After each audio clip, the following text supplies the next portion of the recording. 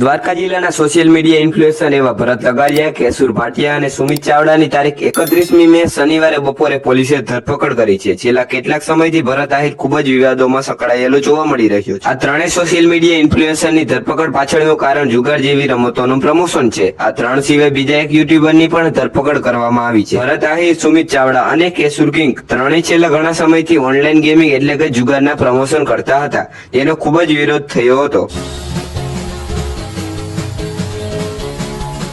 તો સ્વાગત છે તમારા બધાનું મારા એક નવા વિડીયોમાં. તો કેમ છો બધા મિત્રો? મજામાં ને મજામાં જ રહેજો. આજનો દિવસ એટલે કે શનિવાર અને 31મી મે આજના રોજ ભરત આહિર, કેશુર કિંગ અને સુમિત ચાવડાની દ્વારકા પોલીસે અટકાયત કરી છે.